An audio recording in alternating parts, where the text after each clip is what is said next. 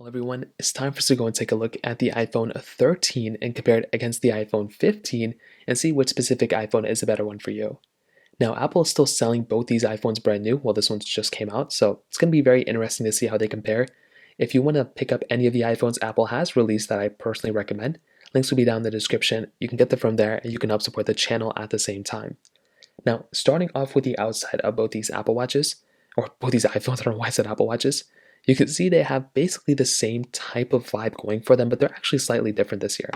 With the iPhone 13, we do now have, we still have the notch on the specific iPhone, 6.1-inch Super Retina Extra OLED display, and it's still a very good looking phone. Like, don't get me wrong, it still looks very nice.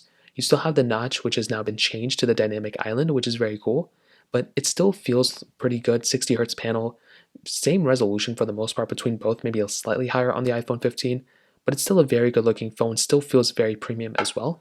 With the iPhone 15 now, this is a little bit of a different story. So with the iPhone 15, Apple has now changed this particular iPhone because now we, one, have the dynamic island, which is very good because now we have it on the base models. But two, Apple has actually made this iPhone feel a little bit more curvier on the side. So it doesn't feel like it used to feel like. I don't know how to describe it, but it feels like the tops are a little bit like, I don't know, like bent in a little bit, which actually kind of feels a little nice. And it gives it a little bit more of a unique feeling. Now, on top of that, probably the biggest change that we've seen is probably with the USB-C port at the bottom. But before we get there, thickness and thickness, I don't know why I'm misspeaking so much today. Thickness and thickness, basically the same thing. We do not have a SIM card slot on the iPhone 15, but we do have it on the 13, which is really cool. On the bottom, you can see we have a lightning port at the bottom of the iPhone 13, but the iPhone 15 has a USB-C port now, which is very cool. And that's basically how they kind of compare in that sense. So that's basically the differences there. It seems like the iPhone 15 is like a smaller phone in general, but actually they're kind of the same thing. There's not really that big of a difference there. Thickness and thickness is about the same too. On the back, the USB-C port is really cool. Don't get me wrong. Like, I didn't want to just brush over that. It's very cool that we now have USB-C. We have dual camera setups on the back of both of them. It looks to me that the camera module is slightly bigger on the iPhone 15, which is nice. Both have the Apple logos here, wireless charging, MagSafe capability as well, IP certification, but the back is now a little bit different. We have this frosted glass now on the iPhone 15, which is actually very cool. The 13 has that standard glass back. I definitely prefer the frosted glass on the iPhone 15. It looks so nice. I mean, look, all my fingers have been brushing over them all like completely. And look, there's so much like there's so many fingerprints on the iPhone 13. The 15 you can't even tell, which is so nice. I do like this lime green color that I have on the iPhone 15, but yesterday it looked kind of light blue. Now it looks like green. I don't know what's going on with it, but beyond that, that is basically how both these iPhones kind of compare on the outside. Lots of overlap, a few differences here and there, but there's definitely a bigger improvement this year coming from the 15 from the 13, even from the 14 to the 15, than the 13 to the 14 in my opinion. So that kind of covers it up there. Now, in terms of actually the software longevity between both, the iPhone 13, which came out 2 years ago, is probably going to last 2 years less than the iPhone 15. So just keep that in mind. You're still going to be getting really good phones between both, but you are basically going to be getting a longer lasting phone from the iPhone 15 in pretty much every single way you look at it.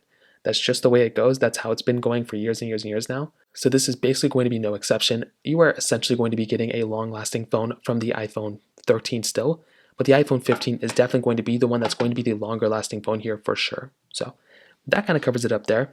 Now let's go and do a speed comparison between both these devices. The iPhone 15 has that Apple A16 chip inside of it with 6 gigs of RAM. With the iPhone 13 has that Apple A15 Bionic chip inside of it with 4 gigabytes of RAM. Lots of change numbers here. Let's go and see how they both hold up in the speed department. Okay, that kind of covers it up there. They're both closed out of all the apps. iPhone 15 is here, iPhone 13 is here. Let's get into it. Phone calls, 3, 2, 1. Okay, kind of the same thing. Music, 3, 2, 1.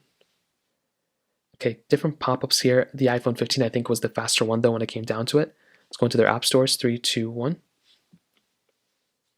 And I don't know which one was the faster one. They both are like on two different things. Let's go and kind of swipe through here. They both have 60 hertz panels, so one doesn't really feel so much faster than the other one. Kind of the same thing for the most part. Let's go and get into camera, 3. Where's the camera app here? 3, 2, 1. Okay, I don't like how I keep getting that pop-up every single time on that specific device. Taking a photo. This one did not do night mode, this one did. Kind of interesting, don't know why that happened. Hopping out of both of these, let's do clock, 3, 2, 1. The iPhone 15 kind of was a little slower there. Don't know why that happened. Very, very strange. Let's get into some of these other third-party apps. Let's try Snake versus Blocks. 3, 2, 1.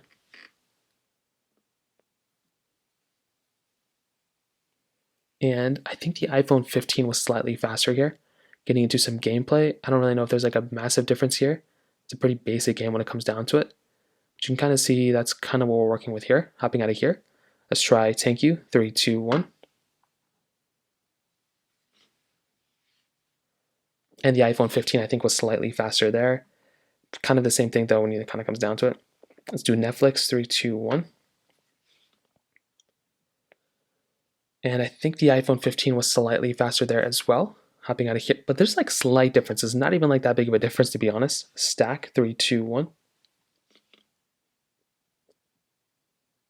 And I think the iPhone 15 was slower there by a little bit. I'm not too sure why that happened. The iPhone 15, actually the 13 kind of glitched out there a little bit when I opened it up, but beyond that, kind of the same thing. Hopping out of here. Let's go and try Temple Run 2, 3, 2, 1.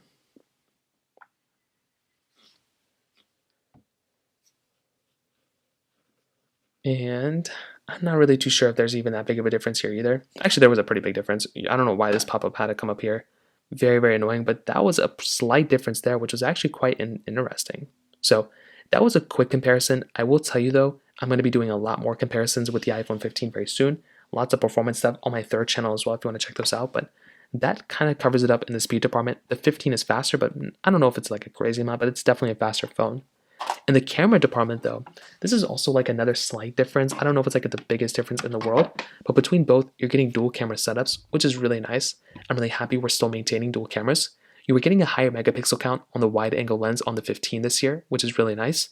But you were still maintaining the same 4K at 60 on the front and the back. You're still getting the same modes for the most part. Like Apple hasn't added anything crazy in the 15 camera as far as I can tell. I'm glad that they did improve a few things here and there. Like they gave us 10x zoom now, which is really cool. But I still don't think it's like a crazy big upgrade. Like the 15 Pro camera, I don't think was a big upgrade at all. The 15 was more so, but I don't know. With the 13 though, you're still getting photo mode, video mode, cinematic mode, time-lapse slow mode here, portrait mode, panorama mode here as well. And you can zoom out and you can get 0.5x zoom, which is really cool. 0.5x is really awesome. And hopefully they can improve in the future. 5x zoom here, which isn't really a whole lot. Apple did actually go and improve that with this iPhone, which I'm really happy about. But like I said, 5x zoom, take it as you will, but it's not really like a massive change. It's basically the same type of capability that you're getting for the most part. With the iPhone 15, like I said, slight improvements. I'm happy they did change a few things here and there. They could have done a little bit better in my opinion. But the camera is still pretty good. It's still a very good camera, don't get me wrong. You're still getting 1x zoom, you're still getting 0.5x zoom on the outside, and you're getting 10x zoom zooming in. Which is actually very cool because, for not having a telephoto lens, like I'm happy that we're still getting 10x zoom here, which is really cool. You're getting video mode, cinematic mode, slow mode, time-lapse, portrait mode. You're getting options to even change portrait mode or cinematic mode, I think even after the fact, after recording a video, at least with portrait mode, which is really cool. So I don't know. I feel like Apple did improve a few things here and there, but I feel like once again, they could have done a little bit of a better job with the iPhone 15 camera. Battery life should theoretically be better on the iPhone 15. It has a little bit of a bigger battery. So we're just going to have to kind of wait and see what happens there. But for the most part, I definitely do think the iPhone 15 is a good iPhone. It's a good upgrade. Is it a crazy upgrade? I think it actually kind of is. I think it is a good upgrade for sure. I think if I had a 13, it would be a cool upgrade to go up to the 15. I would wait for battery tests and a few things here and there and wait for the iPhone 15 to get a little bit better. But the dynamic island, the USB-C, the better camera, those things are really cool features. And I think it's a pretty worthwhile upgrade coming from the iPhone 13. But if you want to save some money, you can buy a 13 in the used market and still have a really, really good phone, which is really cool. So that kind of covers it up there. If you have any other thoughts or questions, let me know in the comment section below. Hit the like button, that would mean so much, but definitely hit that subscribe button. More importantly than everything else, I love every single one of you guys. Hopefully I'll catch you guys in the next video. Peace out till then.